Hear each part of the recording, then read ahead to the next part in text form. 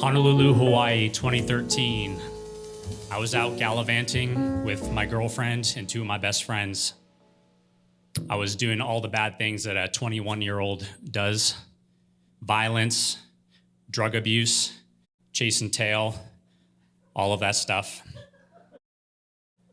I remember distinctly that night, my buddy Jesse was looking at a police officer car about 10 yards away, police officer in the seat, and he sprinted at the car full pace, proverbially sticking that middle finger up to the police officer. This was a common night for me during the time. A previous night, about a night before, I was out with my buddies and we got in a gang fight.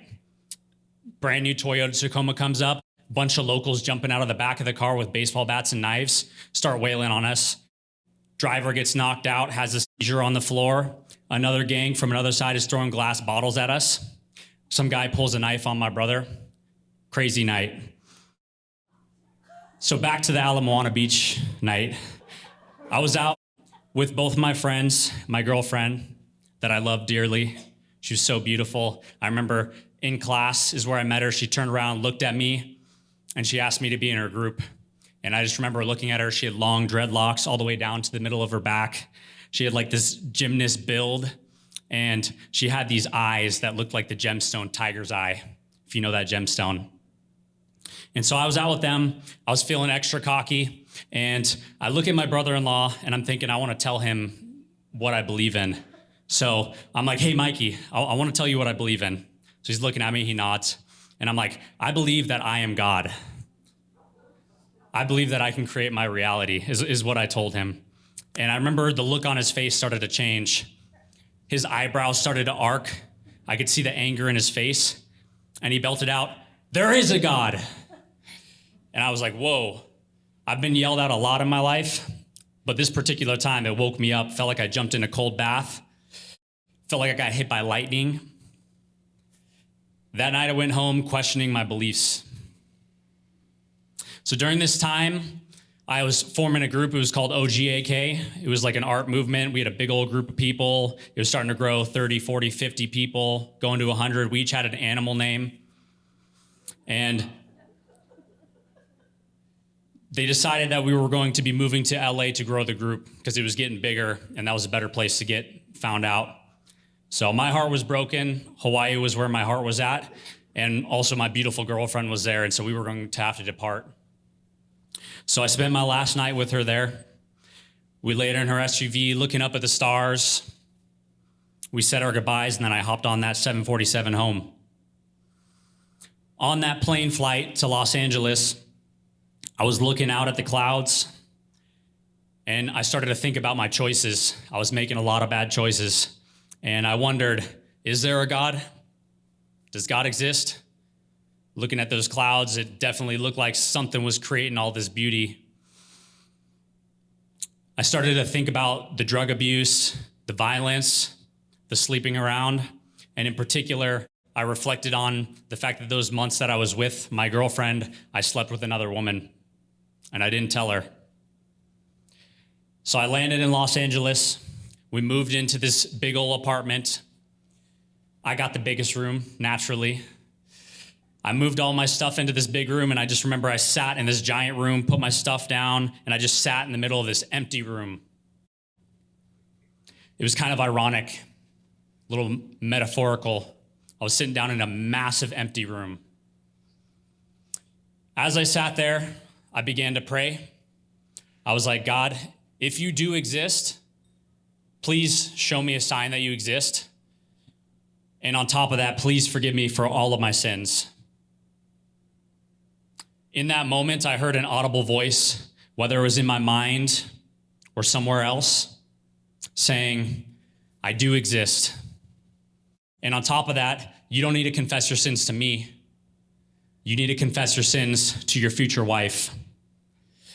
And at that moment, it hit me. I realized I was a horrible sinner. I made a lot of mistakes. And I knew that my mission now was to confess my sins to my girlfriend. I didn't know how to, though. My heart was racing in that moment. I could feel the adrenaline pumping through my veins. I called my girlfriend. We had our back and forth talks. I couldn't let the words out though. I thought about what would happen to her if I told her the truth. I knew it would break her. I could see those tiger's eyes looking at me with the love. She had this look for me that I could tell she actually loved me. Not just was infatuated with me, like couples are when they have the hormones, but she actually loved me. She loved the music I produced. She loved my athleticism. She loved my personality, and I could see it in those tiger's eyes. So I couldn't tell her. Now, during this time, me and my girlfriend, we decided that we were going to be going, she was going to fly down to Los Angeles, and we were going to do a road trip up to visit my family, visit her family. So we had this planned out. So she lands in LAX. I go pick her up. I bring her back to the apartment. As we're walking, I'm carrying her bags up this staircase, and I thought to myself, okay, this is it. I need to just jump in like I'm jumping off a cliff back in Hawaii into a big pool of water. Just go for it. Just tell her what happened. I open my mouth. Nothing comes out. More small talk. It was really awkward. We got together, we hugged, we kissed, but there was this weird, awkward thing because I knew I needed to tell her, but I didn't know how to tell her. So there's this awkward energy the whole time we were together.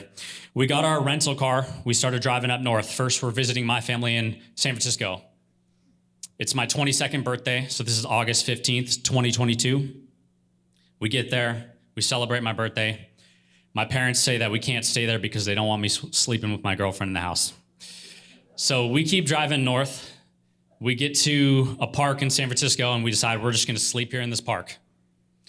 So we go to the park, we go to the top floor of this playground, we set up, we get all cozy.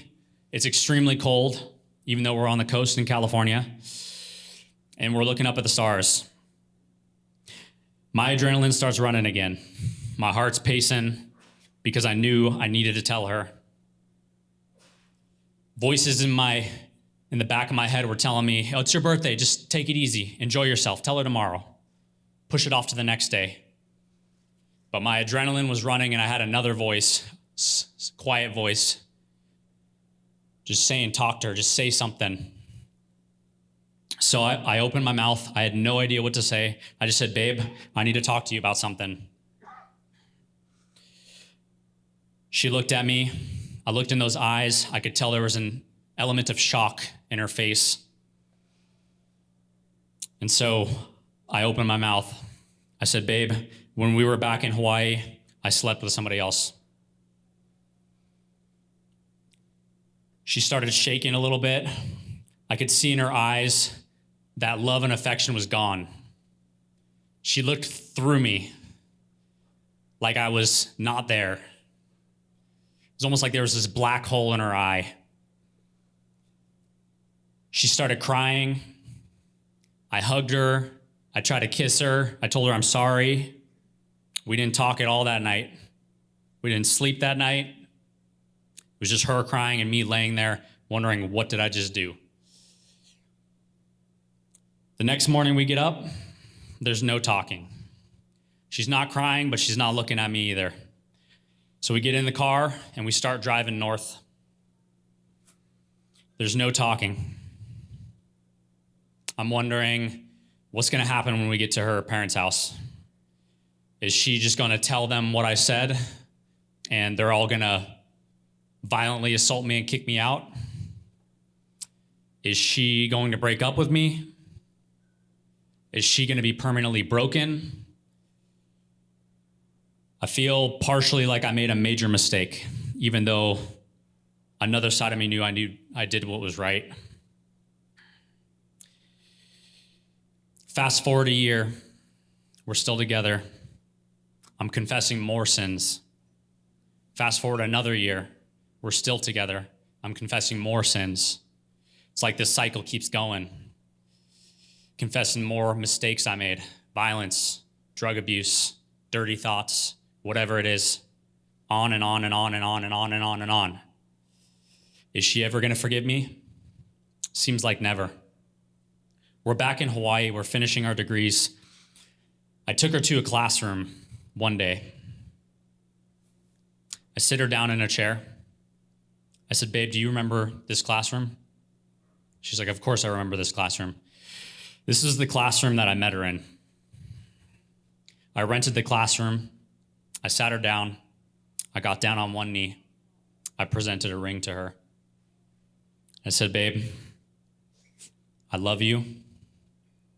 I remember the day you looked at me in this classroom and I saw your eyes and you asked me to be in your group. Well, I'm here today asking you if you'll marry me. And I looked into those tiger eyes. She started crying, but this time it wasn't cries of sadness. It was crying of joy. And she said, yes, I will marry you. I knew she had forgiven me. Thank God. Fast forward a few more years, we're living up in Sandpoint, Idaho, and we're getting married. We've got 2 beautiful kids, and we got a 3rd one on the way. It's coming in 20 days, all boys. She's finally forgiven me. And that's my story. Thank you guys so much.